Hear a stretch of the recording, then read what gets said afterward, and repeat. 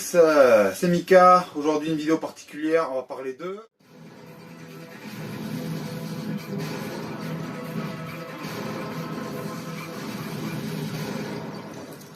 Let's rock, baby.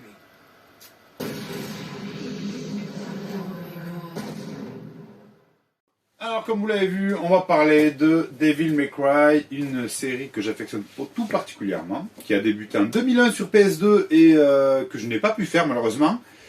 Enfin, j'aurais pu en vrai, c'est juste que voilà, il y a un contexte, il y a une époque, il y a... Voilà. Donc du coup, ça je ferai une vidéo dédiée d'ailleurs à ce sujet-là, hein, qui était en fait la guerre des consoles, et en fait comment certains rétro gamers l'ont vécu à l'époque, quand ils y étaient. Donc je vous fais une petite aparté, mais moi vite fait, en fait j'étais anti-PlayStation, donc du coup, même si le jeu me plaisait, eh ben non. Voilà, c'était forcément nul, parce que c'était pas sur Sega, en ce qui me concerne. Donc du coup, voilà.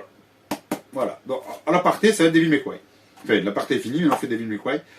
Ce jeu, alors il faut savoir que si je me remets dans le contexte en 2001, ce jeu passait à Game One tout le temps. Il y avait beaucoup d'extraits qui passaient, beaucoup de reportages dessus pour nous expliquer que c'était le renouveau du jeu vidéo, qu'on avait passé un cap, que on va dire que tout ce qui était narratif dans un jeu, ça devenait beaucoup plus important que ce qu'on aurait pu croire jusque-là. Et mais plus ou moins c'est vrai parce que moi je viens de me le finir en 2023. Il faut savoir que l'histoire, au final, même si elle est plutôt bateau, parce que c'est juste une histoire de vengeance, hein, eh bien ça tient la route. C'est pas mal. C'est pas poussé à l'extrême, hein, mais c'est vraiment pas mal. Donc, voilà. Donc moi je trouve que c'est très bon point. Très très bon point. Le jeu tient encore la route. Voilà, il aura des défauts, hein, c'est sûr, hein, mais ça reste très bon. Donc sur ça, on va se laisser avec point fort, point faible. D'accord. Je vous reprends de suite après. On va attaquer avec les points forts. Alors, on se retrouve avec les points forts. Donc les points forts de ce jeu, ils sont quand même nombreux, hein. Il y a aussi des choses simples, mais qui fonctionnent énormément. Premièrement, c'est le style. Devil May Cry, vous tabassez, pour faire simple, hein, vous tabassez du monstre, en fait, hein, de l'épouvante, avec classe. Voilà, donc Dante, le héros, a tout le temps la classe. Vous avez soit votre épée, soit votre arme à feu, ou plus, hein, vous verrez, je ne vais pas non plus vous spoiler tout, hein, vous avez tout le temps la classe. Tout le temps la classe. Dante, c'est le genre de héros qui se pointe devant un monstre gigantesque et qui dit bon, avec toi j'en ai pour 5 minutes. Et en fait, c'est quand même assez jouissif un jeu parce qu'on se sent invincible, même si on peut perdre, hein, mais on se sent vite très fort. Il y a un sentiment qui vous prend et ça fonctionne très très bien. Très très très bien. Voilà. Donc, ça, c'est, on va dire, pour le côté esthétique du gameplay. Le gameplay, donc les phases combat, moi j'aime bien. Il y a des combos à faire, donc apprendre à manier votre épée, votre arme, combiner les deux pour arriver à créer des combos plus ou moins uniques. Ça, c'est une mécanique que j'ai vraiment aimé, un truc vraiment sympa, mais surtout qu'en 2001, c'était la première fois que c'était proposé. Donc là maintenant, c'est plus pareil, mais même là, moi encore, en 2023, quand je le découvre, j'ai trouvé ça bien. Voilà. Deuxième point. Troisième point, vous pouvez vous transformer en démon. Donc là, vous vous transformez en démon, vous n'êtes pas invulnérable, mais pas loin. C'est pareil, ça renforce ce sentiment d'invulnérabilité, pardon, excusez-moi, ce qui rend les choses super bien. Moi, c'est des moments que j'ai aimé, quand j'arrive à me transformer bien comme il faut pour latter des mecs, c'est super cool. Donc voilà, ça c'est on va dire le point fort que de Dante. Ensuite, vous avez mécanique. Moi j'aime bien, c'est un jeu guidé. Ce n'est pas un jeu, vous n'êtes pas largué dans un truc et vous débrouillez. Moi j'aime pas ce genre de jeu. Là vous avez un petit peu d'exploration, parce qu'il faut trouver des clés pour ouvrir et tout, mais il n'y a rien de... Enfin, c'est pas ouf quoi. C'est un jeu d'action, c'est pas un jeu d'aventure quoi. Voilà. Donc surtout il faut... voilà, faut pas confondre. Moi au bout il y a un truc, je cherchais une clé, et je disais, mais c'est un jeu d'aventure ou c'est un jeu d'action quoi. En fait, il faut ouvrir une porte, elle est derrière, quoi. Mais, voilà, sur le coup, j'ai eu cette petite crainte, cette petite peur de me retrouver avec, en fait, un jeu d'aventure au lieu d'avoir un jeu d'action. Mais en fait, pas du tout, ça reste action jusqu'au bout. Ensuite, vous avez les boss. J'ai bien aimé les boss, le chara-design des boss, et surtout leur mécanique de réapparition. C'est-à-dire qu'en fait, les boss, ça fonctionne par round. Donc vous avez un boss au début que vous commencez à battre, donc il bat un peu en retrait. on est constamment en train de vous dire que vous êtes le digne héritier, que vous êtes très fort et que du coup c'est dangereux. Donc du coup les boss ils reviennent, ils essayent, vous avez des dialogues avec eux, tout ça, donc les boss vous craignent. Hein. Et du coup ça donne une immersion en fait, comme le boss il s'en va, ou alors il nous tend un piège par exemple. Et, on va ouvrir un truc et bah, il y a un boss qui revient quoi. Voilà. Bon. C'est une mécanique que j'ai appréciée. Voilà. Et ça, sur ça, je pense que j'ai fait le tour des points positifs. Hein. Maintenant, on va passer aux points négatifs. Alors, on se retrouve pour les points négatifs. Points négatifs, j'en ai quelques-uns quand même si j'encense un petit peu le jeu. Hein.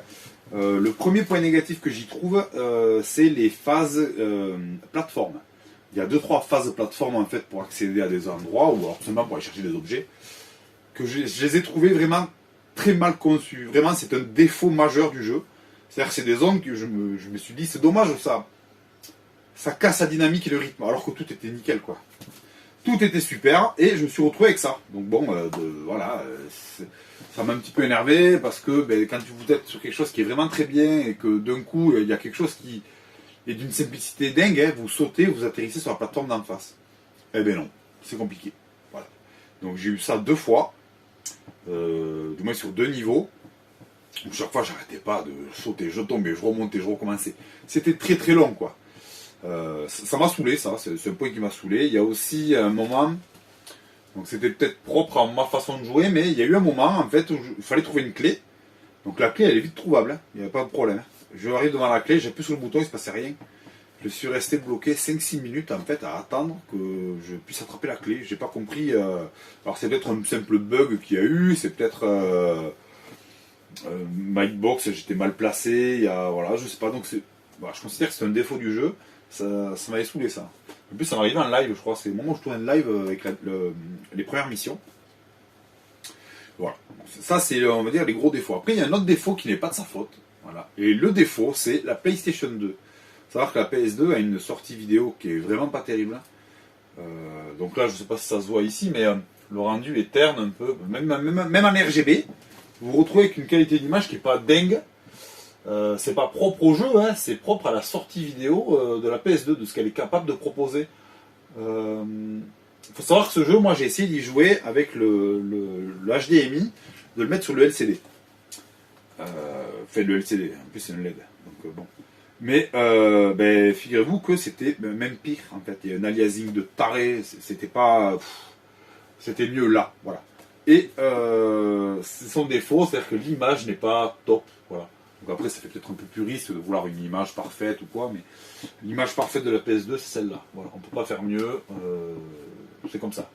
Peut-être encore à la rigueur sur un PVM, mais je pense pas que ça nous sauve des masses, quoi. Mais bon, voilà. Moi je pense que ce jeu, si vous voulez réellement y jouer, c'est très simple. Il vous faut vous procurer la compilation avec le HD. Il y a le remaster HD avec le 1, 2, 3. D'accord ? Le 2, le 3. Ça vous permettra d'y jouer en très très bonne qualité. Je ne l'ai pas encore testé, le HD, mais de ce que j'ai pu voir ou lire surtout, le portage est très bon, et ça se joue très bien. Et le jeu est devenu beau. Sachant que bon, pour moi c'est beau, mais globalement, le jeu, ça lui donne un renouveau. Il y a peut-être même un intérêt, parce que moi par exemple, j'ai le 3 que je possède en version simple. Il y a aussi une version spéciale en fait, où vous pouvez jouer avec un autre personnage. Voilà. Ça, on en parlera après quand on arrivera à l'épisode pour le numéro 3. Voilà, donc maintenant on va passer en fait à l'évolution de Devil May Cry. A de suite. Alors, on se retrouve à l'évolution de Devil May Cry. Alors, ce que je disais, vous avez les 3 premiers sur PlayStation 2. Les autres sont sur les consoles génération au-dessus. Moi, ce qui m'intéresse, ça va être le début. Donc, en fait, quand vous avez ces 3 épisodes-là qui sont sortis, vous avez ça qui est sorti. Alors, God of War, là j'ai le 1 et le 2, hein, d'accord. C'est ni plus ni moins qu'une copie de ça. Voilà. Donc on va me dire que c'est... Non, c'est pas vrai. Ah ben si. Vous jouez à Devil May Cry, vous faites le premier. La collecte de vos âmes et de votre vie se fait de la même façon que God of War. Dans God of War, vous avez des coffres que vous ouvrez, vous avez la vie. Mais sous forme de boules qui tombent au sol et qu'on ramasse. le déroulé des scènes est les mêmes, la mécanique de fonctionnement c'est la même, tout est pareil. Enfin, tout est pareil, je grossis le trait, mais globalement c'est ça. C'est-à-dire que sans la naissance de Devil May Cry en 2001, God of War n'existe pas. C'est un pionnier du genre. J'ai trouvé ça. Quand j'ai vu ça de mes propres yeux, du coup, en jouant, je sais pas que je trouvais ça honteux, mais on va dire que God of War a baissé dans mon estime, en fait. Il y a un avant et un après God of War 3, à ce qu'on dit. Il faut savoir que les points d'Hercule de God of War 3, c'est une mécanique qu'il y a dans Devil May Cry, premier du nom. Hein. Voilà. Et ça m'a fait bizarre de retrouver ce genre de gameplay dans un jeu en fait intérieur à ce jeu qui est soi-disant si bon que ça.